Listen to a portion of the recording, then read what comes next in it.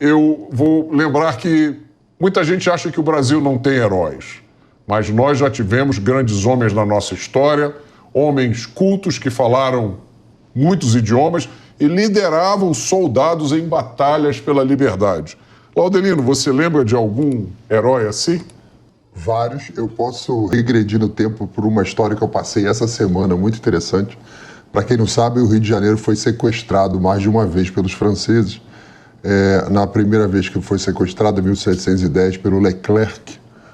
O sequestro falhou, conseguiram pegar o francês. Leclerc era um pirata francês. Pirata francês, o negócio falhou, conseguiram pegar o cara, foi preso, tal, beleza. E depois teve uma segunda invasão, né, o Troin, em que, num determinado momento, na rua do Riachuelo, antiga rua Mata Cavalos, um oficial de exército, uma autoridade militar, com um grupo de soldados, um grupo de estudantes no Rio de Janeiro, grupo de estudantes, deram de cara com um batalhão de franceses invadindo a cidade. Eles não hesitaram um único segundo no que eles tinham que fazer. Puxaram suas armas, adaptaram o que eles podiam em volta como armas e imediatamente atacaram aquele batalhão francês. Surgiu, de repente, por uma rua paralela, um outro batalhão francês e morreram todos os cariocas nesta batalha. Ou seja, a gente não consegue nem trazer o nome deles. A gente sabe o fato que aconteceu. Então, muitos desses heróis da história são ocultos, anônimos, mas pessoas que não hesitaram em fazer a coisa certa diante daquele desafio. E a nossa história está repleta de exemplos assim. Eu gostaria de fazer menção, então, já dos nossos heróis, da Guerra da Luz Divina, né? Foi a guerra de expulsão dos holandeses.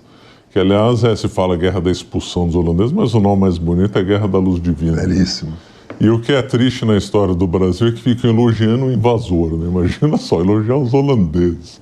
Os holandeses chegaram no Nordeste, saquearam e queimaram Olinda, saquearam e queimaram Igaraçu, fizeram um desastre, desorganizaram a vida dos engenhos, perseguiram até mestiços, mulatos e mamelucos que lá haviam.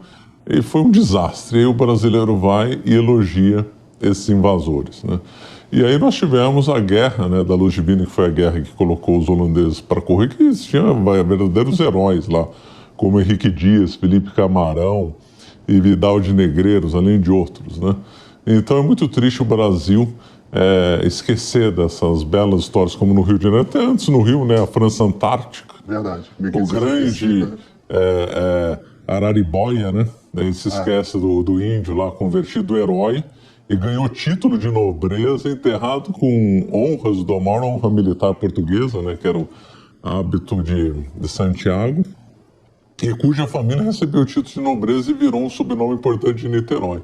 E lá em Niterói, quem visita, que é uma cidade extremamente agradável, está lá, né? A figura lá do Araribóia. A estátua de frente para a Baía de Guanabara, ali do Araribóia.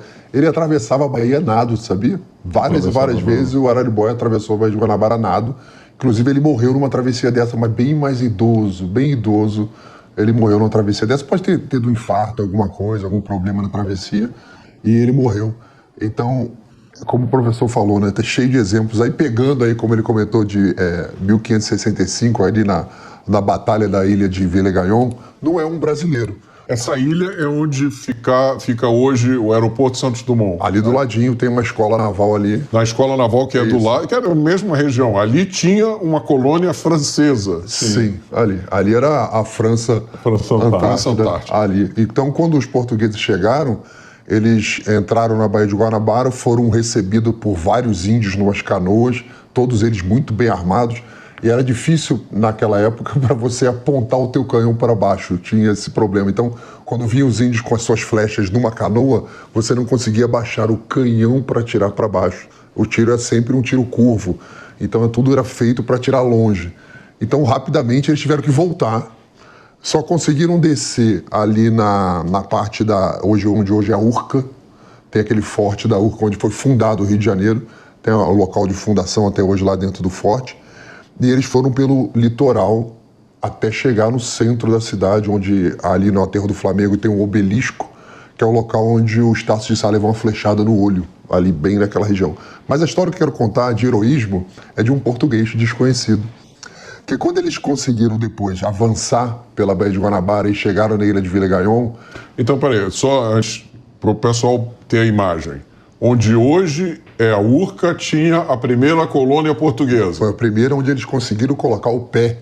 Foi na Urca, e onde atrás do Pão de Açúcar, ali no local. E onde era o aeroporto Santos, onde é o aeroporto Santos Dumont, ficavam os franceses. Onde é o Santos Dumont tem uma ilha chamada Ilha de Vila-Gaion. Era tudo água. Teve um aterro para o aeroporto chegar ali. Era tudo água, então era uma ilha bem isolada ali no meio da Baía da Guanabara. Ali ficavam os franceses. Ali estavam os franceses, com sua fortificação. Então, quando os portugueses conseguiram avançar, teve uma nau portuguesa que ficou trocando tiro com a fortaleza de Vila-Gaion. Aí chegou na madrugada, teve um português que estava olhando o combate, né? Ele ficou lá olhando assim e falou: os franceses estão sem camisa, aquele calor do Rio de Janeiro, com uma calça branca, e lá dentro eles lutando e tal. O cara foi dentro da nau ali, arrombou uma calça branca, mergulhou na água, foi nadando até Vila-Gaion, entrou e foi andando no meio dos franceses. Bonjour, ça va? Allez-vous? Bien, merci. Oh, português, tiro. Estamos ferrados. Eles foram andando, ele foi andando até o paiol. Explodiu o paiol dos caras. Uma das viradas nessa batalha da Baía de Guanabara foi esse ato heróico de um português que a gente não sabe. Nem sabe o nome dele? Não sabemos o nome dele, mas ali está o DNA desse carioca que lutou em 1711, na Rua do Riachuelo, Mata Cavalo. Nós carregamos esse DNA. E hoje, a imagem que muita gente faz do carioca é de um povo indolente, preguiçoso, que foge da luta. Acabou com o Rio de Janeiro agora. Esse acabou, ele é carioca, e esse é o nosso DNA. E a gente combatia, expulsava os franceses. Sim. Agora eu quero pular vários séculos de história. Eu quero que você fale de um herói que nós tivemos, que era português também, veio para o Brasil menino. Reza a lenda que durante a travessia do Atlântico ele leu a Ilíada. Isso, você está falando de Pedro I. Que lutava capoeira.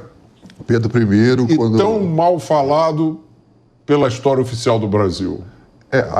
São dois momentos aqui, né? Eu comento um pouco da história, mas também aconteceu uma mudança dos historiadores brasileiros, mais ou menos ali no século XX.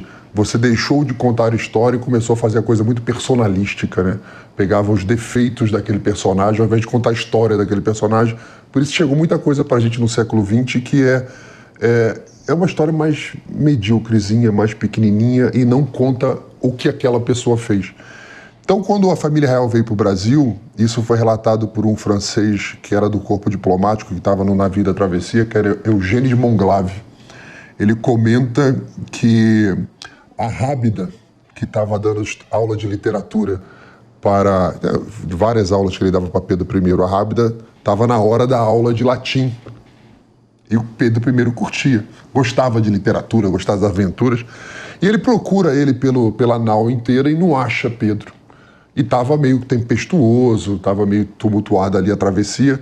E ele encontra Pedro com as costas no mastro, lendo a Eneida em latim na chuva.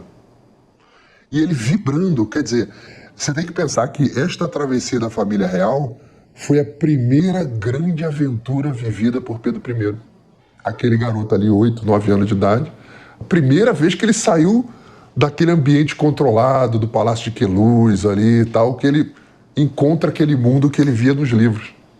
E ele estava lá lendo a Eneida em latim. Este é o mesmo cara que alguns historiadores falam que é um semi-analfabeto e tal. Eu acho que a gente lê latim, hebraico, com facilidade, aramaico, né? E também compõe com facilidade, porque ele também compunha várias músicas, né? Com extrema facilidade. Em questão de dias, estava lá, peças completas. Dito por Rossini. Compostas por ele, né? Que o cara era... E além do que era uma figura assim, eu não tenho muita antipatia por certos aspectos do Dom Pedro I, mas nós não podemos acusar de ser covarde. Jamais. E de ser uma pessoa fresca, isso ele nunca foi. Ele sabia ferrar cavalo, sabia arrear cavalo, não tinha frescura. Uma vez ele estava com pressa e o cavalo não estava pronto dele. Ele mesmo terminou o serviço do ferreiro, lavou o cavalo, fez todo o serviço, arreiou e saiu em disparada. Eram poucos da guarda dele que conseguiam acompanhar o ritmo de cavalgada dele. Parece que ele tem o recorde de travessia. São Paulo, Rio de Janeiro é dele. Pelo menos é o que se diz. Não tinha frescura nenhuma na alimentação, ele adorava um toicinho, que tinha no Brasil, era a regra, né? Então ele comia em qualquer lugar, sem frescura nenhuma, dormia onde fosse necessário. E já antecipando, no final da vida, ele lutou contra o irmão, né? O Dom Miguel, e deu exemplo de valentia. Então ele chegou a ajudar os soldados nas trincheiras, dando bala para canhão, etc., correndo o risco de morrer na batalha. E como motivo de curiosidade, ele ficou doente e morreu no mesmo quarto que ele nasceu, no Palácio de Queluz. No quarto do Quixote. E lá em Portugal ele é o chamado de Dom Pedro IV, né? E não é fuso horário. Dom Pedro IV tem que avisar o pessoal que já tinham existido outros Pedros na história de Portugal. E o Brasil... Mas peraí, você está avançando muito na história. Você acaba de assistir um corte do Caravelas Podcast. Na tela está aparecendo o episódio completo e outro corte. Muito obrigado pela atenção.